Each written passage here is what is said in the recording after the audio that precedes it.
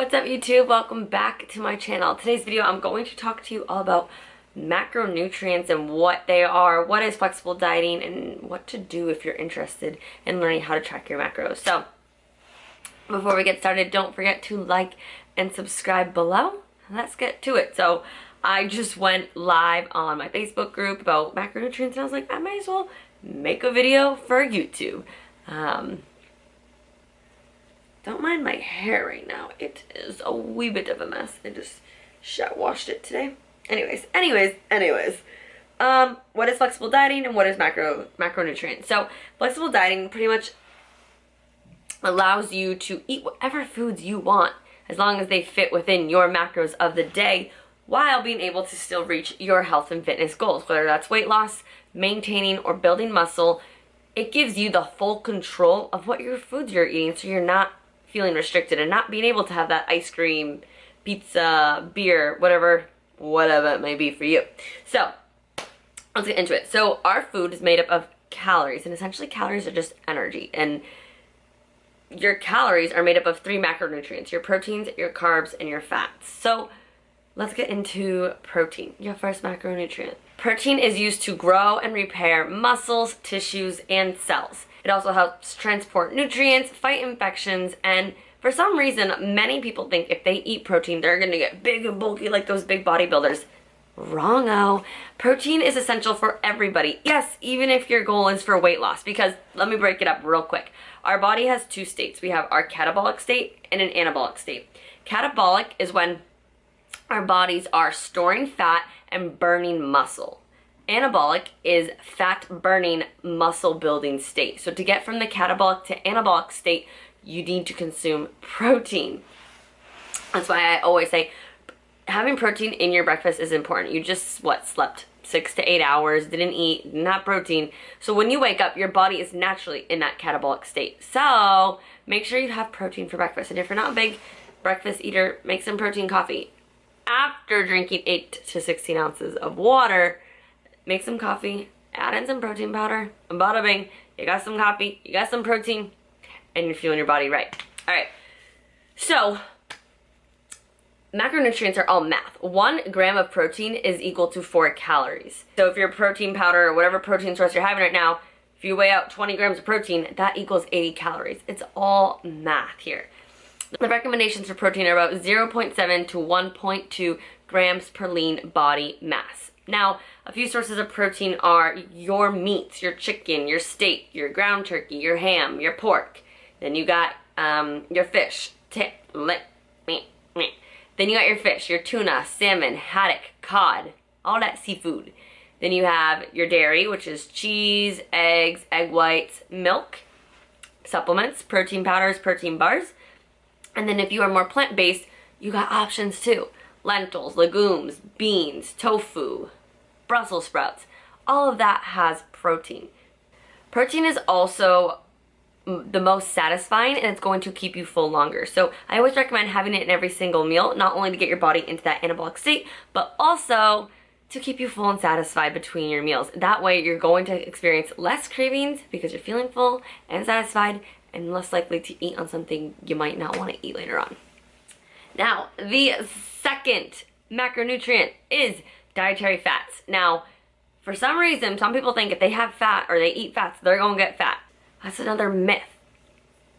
Dietary fats are vital for us to eat on a day-to-day basis, and you want to make sure you are having healthy fats. Now, there are a ton of different fats: monounsaturated, polyunsaturated, trans fats, saturated fats. But let's just focus on just what dietary fats are. Dietary fats are essential. Our body needs them to build tissues and cells. They aid in absorbing and transporting vitamins and nutrients, and they're big precursors to hormones. So if you are a woman, you need to make sure you're eating a good, healthy amount of fat for our hormones to be not crazy, and they're regulated, right? They also aid in cellular structure and function, and they keep our organs nice and safe. So let's get into it. Fats are slowly digested and they are higher in calories. So 1 gram of fat is equal to 9 calories. Simple math here, right? If you're having 10 grams of fat, that's 90 calories. So because it's higher in calories, our body don't require as much fat as they did for protein. The recommendations are about 0.35 to 0.45 grams per pound of lean body mass. A few sources are the oils: coconut oil, olive oil, avocado oil. Then you got your nuts, so like walnuts, peanuts. I'm trying to think of nuts. Cashews, almonds, pecans, seeds, sunflower seeds, pumpkin seeds, peanut butter, avocado,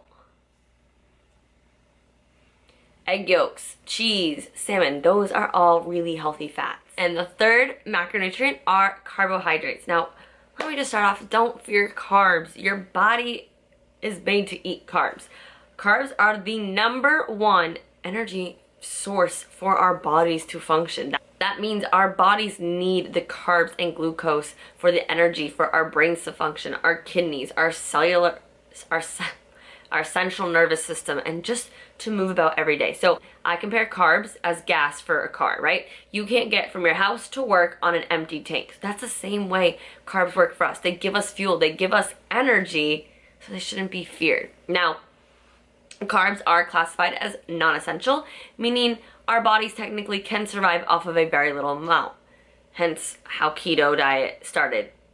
We're not gonna get started there. Not my thing. I don't really believe in it. Don't think it's safe unless a doctor told you to get on it for some health reason, but not for weight loss. Carbs are just like protein. 1 gram is equal to 4 calories, so same math there, but the requirements are different. Because it is classified as non-essential, this is where things can play around a little bit.